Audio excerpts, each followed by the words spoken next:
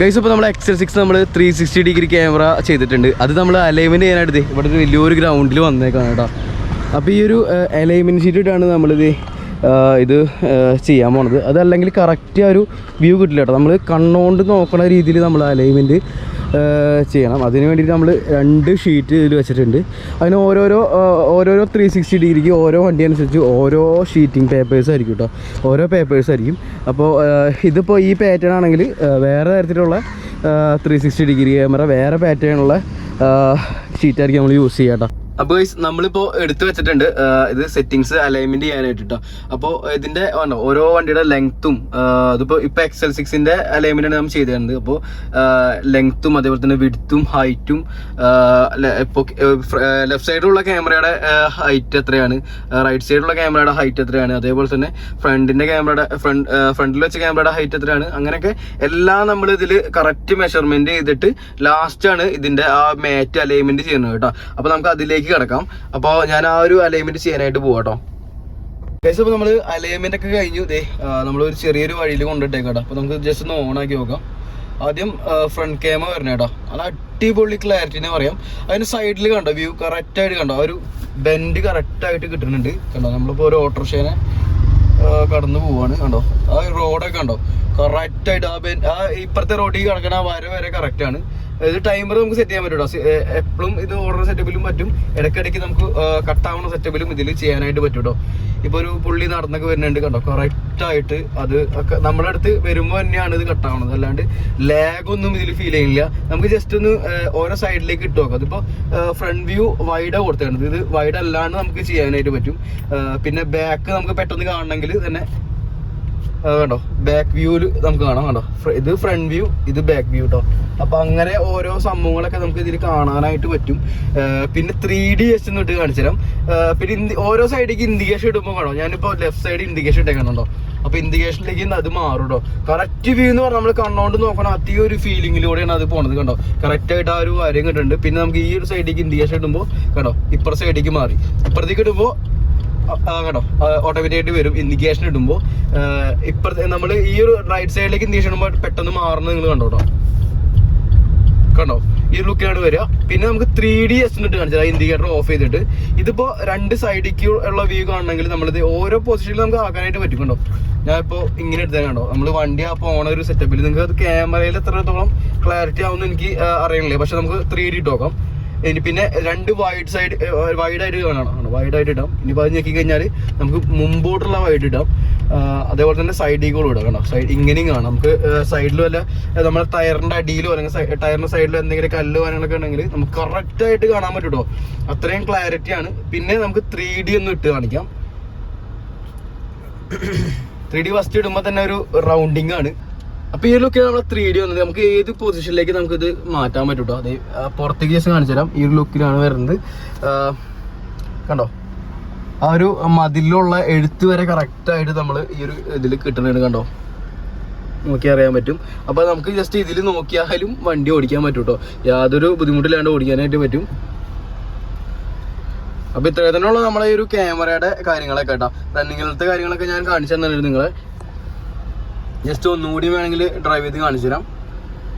നേരത്തെ നമുക്ക് ഇടയ്ക്കിടയ്ക്ക് കട്ടാവുണ്ടായിരുന്നു. അത് നമുക്ക് വേണമെങ്കിൽ ഇത് അഡ്ജസ്റ്റ് ചെയ്യാം കേട്ടോ. ഇതിലിപ്പോൾ നമ്മൾ ഇൻ്റർഫേസ് ടൈം ഇട്ടേണത് നമ്മൾ 60 നേരത്തെ ഇട്ടായിരുന്നു 15 സെക്കൻഡ് ഇട്ടായിരുന്നത്. ഇപ്പോൾ നമുക്ക് 60 സെക്കൻഡ് വേണം ഇടാം. അല്ല തുടർച്ചയായിട്ട് നമുക്ക് ഇടാനായിട്ട് പറ്റും കേട്ടോ.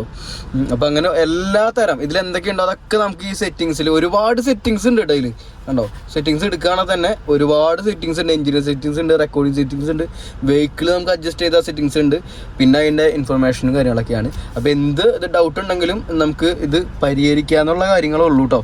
അപ്പോൾ ഞാൻ സെറ്റിങ്സ് കാര്യങ്ങളൊക്കെ നിങ്ങളെ കാണിച്ചിട്ടുണ്ടായിരുന്നു. ഇതിൽ ഒരുപാട് സെറ്റിങ്സ് ഉണ്ട്. അപ്പോൾ എന്ത് തരം പ്രശ്നം വന്നാലും നമുക്കത് പരിഹരിക്കാനുള്ള സംഭവങ്ങളാണ്, ഇതിൽ പ്രോഗ്രാം ചെയ്യാനുള്ള സംഭവങ്ങളാണ് കേട്ടോ. അപ്പോൾ അതുകൊണ്ട് തന്നെ നൈസാണ്. പിന്നെന്ന് വെച്ച് കഴിഞ്ഞാൽ ഇതിൽ 2 ഇയർ വാറണ്ടി ഒരു സ്റ്റീരിയോയിലും ഇൻബിൾട്ടായിട്ട് വരുന്ന 360 ഡിഗ്രി ക്യാമറയിലും വരുന്നുണ്ട്. അതുകൊണ്ട് നിങ്ങൾക്ക് യാതൊരു പ്രോബ്ലവും ഇല്ല. പിന്നെ പിന്നീടായാലും നമുക്ക് അത് ഗ്യാരണ്ടി കാര്യങ്ങളൊക്കെ കിട്ടും കേട്ടോ. അപ്പോൾ ജസ്റ്റ് ഞാൻ ഒന്നും കൂടിയും ഇതിൻ്റെ ഈ ഒരു റോട്ടിൽ കൂടെ നമ്മൾ ഓടിച്ചിട്ടുള്ള വ്യൂ ഞാൻ കാണിച്ചു തരാം കേട്ടോ. എന്തായിട്ടും ഈ 360 ഡിഗ്രി കാണിക്കാനുള്ള ഒരു വീഡിയോ ആണ്. അതുകൊണ്ട് തന്നെയാണ് ഇങ്ങനെ കാണിക്കുന്നത് എപ്പോഴും. ഓക്കെ അപ്പോൾ നമുക്ക് ജസ്റ്റ് ഒന്ന് റോട്ടിലേക്ക് എടുക്കാം.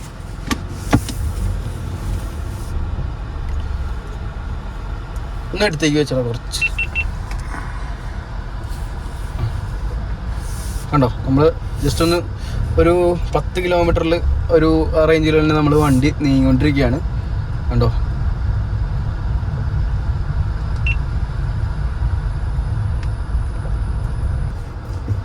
സ്വിഫ്റ്റ് അതിലേക്ക് കടന്നു പോയിട്ടോ. കണ്ടോ, ഇത് ശരിക്കും പറഞ്ഞാൽ 3D നമ്മളെ ഇതൊരു XL6 എന്നുള്ളൊരു 3D ആണെങ്കിൽ സെറ്റ് ആയേനെ. പക്ഷെ അങ്ങനെ എന്തായിട്ടും സെറ്റ് ചെയ്യാനായിട്ട് പറ്റില്ല. നൈസായിട്ടാ.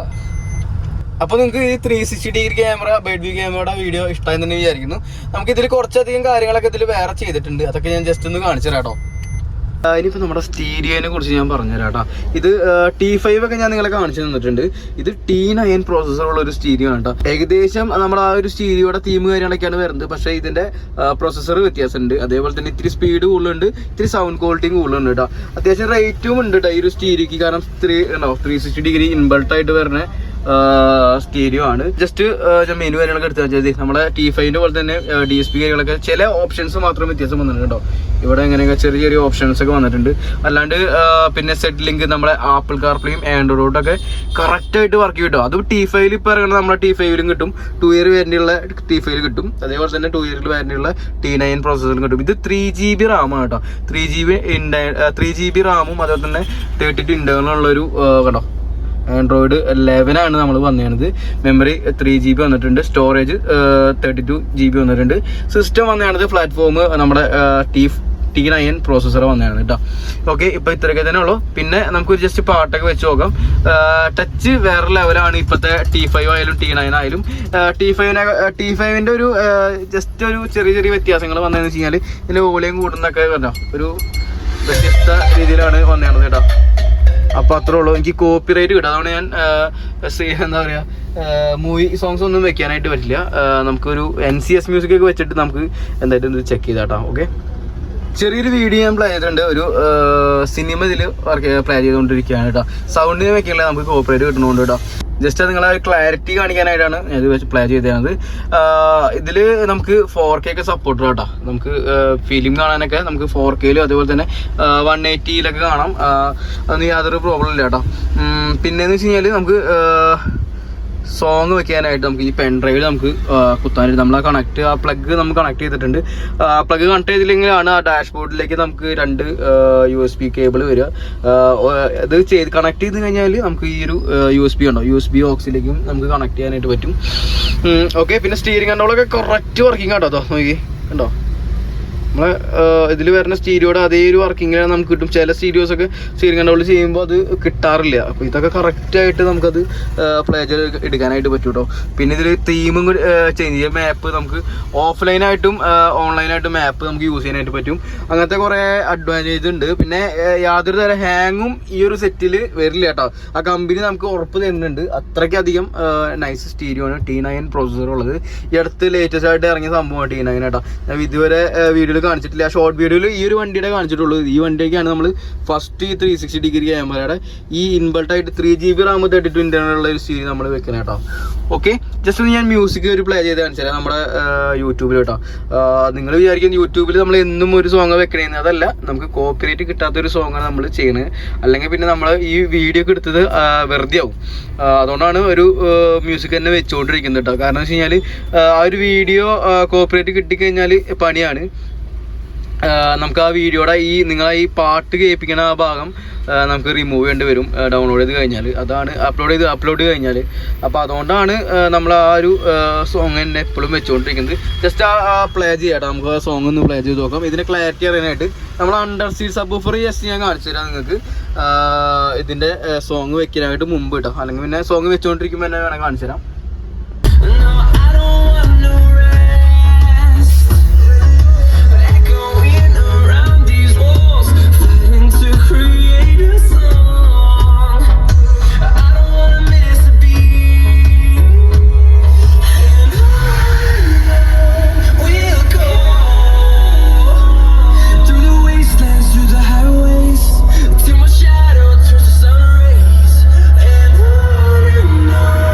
We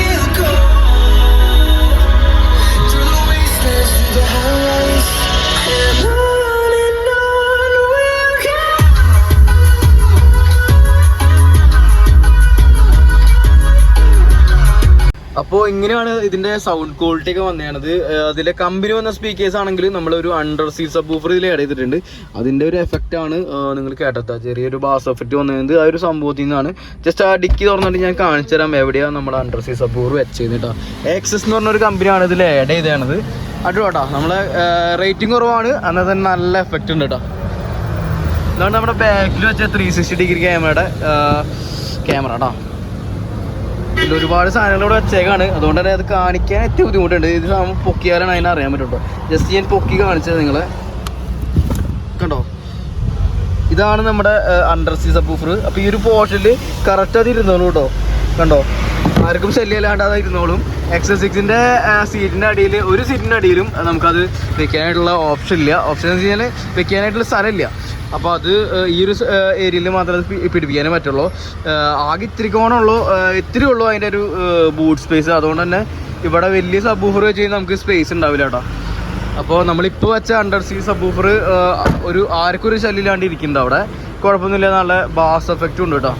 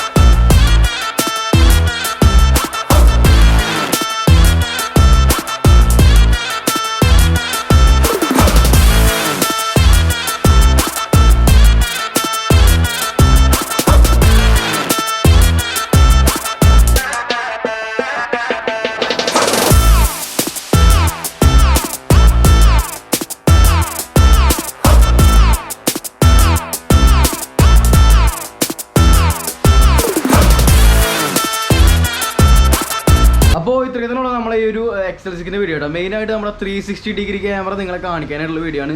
ഒരുപാട് അധികം വണ്ടികൾ ഇവിടെ 360 ഡിഗ്രി ക്യാമറ ഫിറ്റ് ചെയ്തിട്ട് പോകുന്നുണ്ട്. പക്ഷേ എങ്കിൽ നമുക്ക് നൈറ്റ് നമ്മൾ വീഡിയോ ഒക്കെ എടുത്ത് സെറ്റായിട്ട് വരുമ്പോൾ ലാസ്റ്റ് ആകുമ്പോഴേക്കും ആ ഒരു വീഡിയോ നിങ്ങളെ ആ വീഡിയോ ഫിനിഷ് ചെയ്യാത്തൊരവസ്ഥയിലെത്തും. അതുകൊണ്ടാണ് കുറേ അധികം ഈ ബേഡ് വ്യൂ ക്യാമറ മാത്രമല്ല ഒരുപാട് വണ്ടിയുടെ വർക്കും നമ്മൾ കാണിക്കാനായിട്ട് എടുക്കും. ലാസ്റ്റ് ആകുമ്പോൾ ഒരു കസ്റ്റമേഴ്സ് തിരക്കാവും.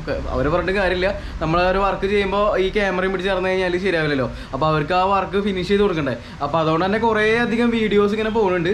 ഇപ്പോൾ ഒത്തു കിട്ടിയൊരു വണ്ടിയാണ്, ഇവിടെ എടുത്തുള്ള വണ്ടിയാണ്. കൂടുതലായാലും നമ്മൾ ഇങ്ങനത്തെ വലിയ വർക്കിനൊക്കെ വരുമ്പോൾ എടുത്തുള്ള വണ്ടിയാണ് നമുക്ക് വീഡിയോ ആയിട്ട് ഇടാനായിട്ട് പറ്റുള്ളൂ കേട്ടോ.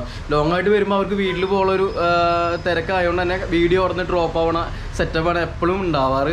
അപ്പോൾ ഇതുകൊണ്ട് നിങ്ങൾക്ക് എല്ലാവർക്കും വീഡിയോ ഇഷ്ടമായി വിചാരിക്കുന്നു. ഏതൊരു മഴയത്തായാലും അത്രയധികം ക്ലാരിറ്റി ആണ്. നമ്മൾ കണ്ണുകൊണ്ട് നോക്കണ ഒരു ക്ലാരിറ്റിയുടെ അത്രയും അതിനായിട്ട് അപ്പുറം എന്ന് പറയാമെന്ന് വെച്ച് കഴിഞ്ഞാൽ കണ്ണോട് നോക്കുമ്പോൾ ചിലപ്പോൾ ഇരുട്ടായിരിക്കും. അപ്പോൾ ഇതിൽ നൈറ്റ് വിഷനായിട്ട് ഇതിലൂടെ ബ്രൈറ്റ്നെസ് ഉണ്ടാവും. അതാണ് ഈ ഒരു ക്യാമറയുടെ പ്രത്യേകത കേട്ടോ. അടിപൊളിയാണ്. പിന്നെ ഒരുപാടധികം ക്യാമറാസ് ഇറങ്ങുന്നുണ്ട് 360 ഡിഗ്രി. നിങ്ങൾ ലോക്കൽ ഒട്ടുമിക്ക സ്ഥലത്തുനിന്ന് വാങ്ങിക്കാണ്ടിരിക്കുക. ലോക്കലിൽ വാട്ടർ പ്രൂഫ് അല്ലായിരിക്കും, വെള്ളം കയറി കാര്യങ്ങളൊക്കെ ഉണ്ടാവും. പിന്നെ ഇങ്ങനത്തെ സാധനങ്ങളൊക്കെ നമ്മൾ പെർമനൻ്റ് ആയിട്ട് കുറേ കാലം നിൽക്കണ ഒരു ഐറ്റംസ് തന്നെ വാങ്ങിക്കുക. പൈസ ഇത്തിരി മുടക്കിയാലും ഇങ്ങനത്തെ സാധനങ്ങളൊക്കെ പൈസ മുടക്കുക, അല്ലാണ്ട് ലോക്കൽ ഒരിക്കലും വാങ്ങാണ്ടിരിക്കുക കേട്ടോ 360 ഡിഗ്രി ക്യാമറയൊക്കെ. അപ്പോൾ ഇത്രയും തന്നെ ഉള്ളൂ. പിന്നെ സെറ്റ് ഇൻബിൾട്ടായിട്ട് വരുന്ന 360 ഡിഗ്രി ക്യാമറ നിങ്ങൾ വെക്കാൻ നോക്കുക കേട്ടോ പരമാവധി. അപ്പോൾ നമ്മുടെ വീഡിയോ എല്ലാവർക്കും ഇഷ്ടമായിരുന്നു വിചാരിക്കുന്നു. അടിപൊളി ഒരു വീഡിയോയിൽ കാണാം കേട്ടോ. അപ്പോൾ എല്ലാവരും സപ്പോർട്ട് ചെയ്യാം കേട്ടോ. സബ്സ്ക്രൈബ് ചെയ്യാം.